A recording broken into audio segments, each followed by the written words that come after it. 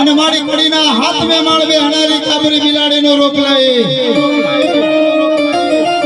પણ એમ કેવાય કોઈ દીકરી કદાચ આ મેળણીના પાળે આવે આંખમાં હુડાની ધાર હોય ને હુડા ટપક ટપક ધરતીની માથે પડતા હોય પણ દીકરી માને આદિજી કરે હે જોગમાયા હે જગદંબા આ શેર માલીની ખોટ છે માં અને શેર માલીની ખોટ પૂરમાં નગર મને હાહરિયા મેળા મારશે